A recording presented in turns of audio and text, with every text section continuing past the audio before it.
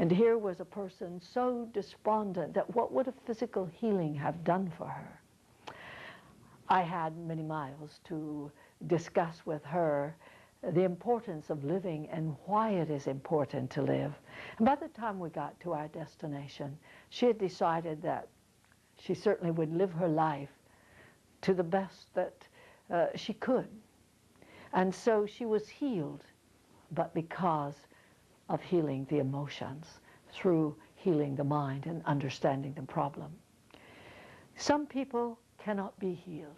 We can heal for hours upon end. We can be very powerful in this work. But sometimes people have lessons to learn that can only be learned through illness. I think of terms of one of my friends. When he got cancer, someone, of course, people, rather not someone, but people expected that I would heal him. And I went to him and I said, people think that I will heal you.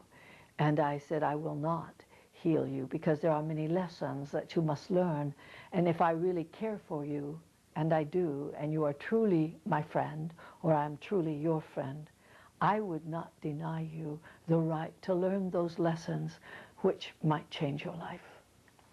I patiently sent him what I call a chemotherapy card, so that every time he had a chemotherapy treatment, there would be a card waiting for him, something to cheer him up, something to know that someone cared. But I would not heal him.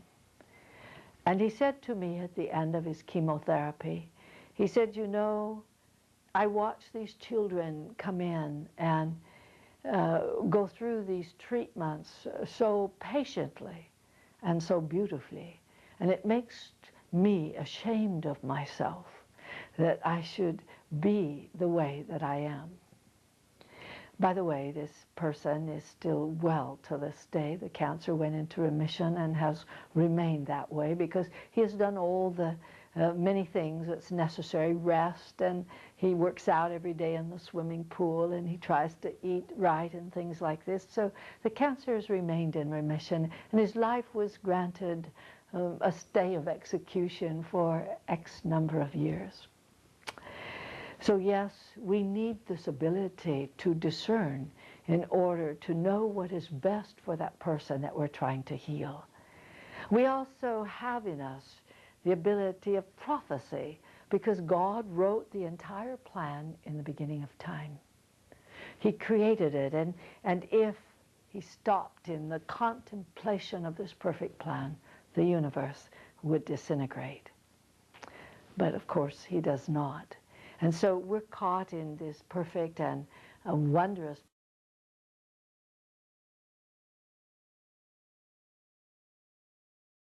plan that obviously the destiny was written in the beginning. It has always existed. Then as we unravel these inroads of ourselves, how is it we're not going to know what the future will bring us? I look at knowing the future as an integral part of having a better and more quality life. For instance, I would not have purchased a car that I once purchased that didn't run long enough to get me home. We wouldn't get involved in land deals that weren't going to be profitable. There are many things. We wouldn't cross the road and get hit by an automobile. How many times I have seen the tremendous power of God protect those that he loves. I remember one time driving down the freeway, and suddenly a car crashed in front of me. It had been on the right, and it suddenly swerved and hit the kind of the center concrete. I saw with eyes the stretching out of time. It was as though two hands had a hold of time and stretching it out, slowing it down. And by the time I got to that car, the man was out of the car, bleeding, running down the roadway. I just went out around the automobile and kept on going, and in a very short distance I found a police officer and was able to direct him to the scene of the accident. But I saw this power. I can remember also sliding at 20, 25 miles an hour on a slippery road into steel pillars, but I never hit them. Some force, some power stopped it just an inch or so away from the steel pillars themselves. Oh, how much wonder there is in this path of God, in the great and wonderful, beautiful experiences that will happen to us as we court Him and He courts us, and we put Him there ahead of all things in our life. We'll be talking about some of the experiences that I underwent, and it is not that I am here to talk about myself, but to show you that what has happened to me will happen to each and every one of you out there, given time and circumstance.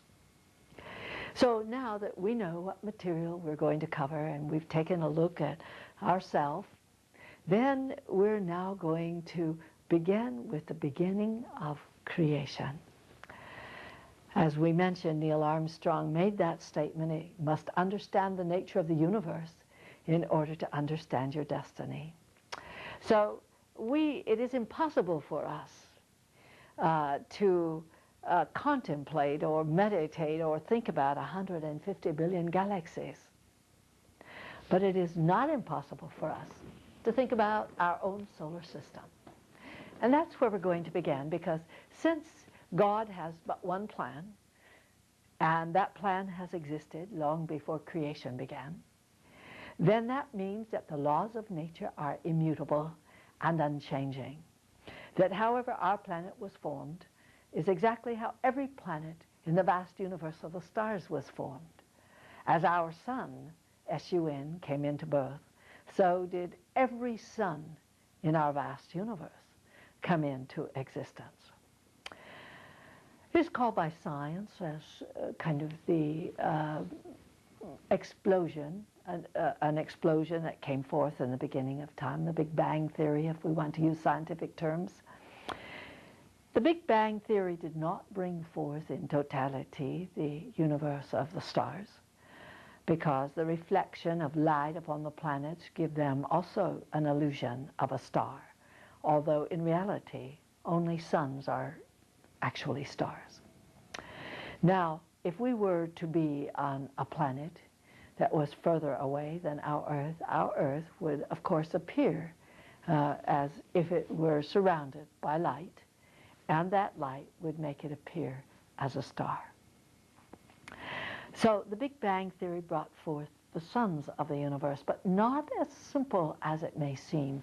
Whenever anything happens in the universe, it is like everything gives birth, reaches a plateau, gives birth again. So many, many, many come simultaneously. Thus this plan of God, the light flowed within His being for however many billions and billions of years that I do not know. I could not give you a date or a time of such a phenomena, but I only know that gradually it was created and built, and as it was, the plan of the universe was beginning to unfold, not in solid state yet, but as it will be in the end of time. That is why we can be so certain that everyone will reach perfection, that our planet has an important role in our own solar system, and that our own solar system has an important role in the universe of the stars. We can be very certain of this because we all existed in the beginning of time. So as we think in terms of the suns coming forth in our universe, we would do better, I believe, if we stay within the parameters of our own solar system and study our own sun, because as our sun gives birth to planets, so does every sun give birth to planets in every known solar system, in every known galaxy. There's a great story about Socrates. One day Socrates was out walking, and it was at sunrise, and he became very fascinated with the sun. So he stood there in contemplation, and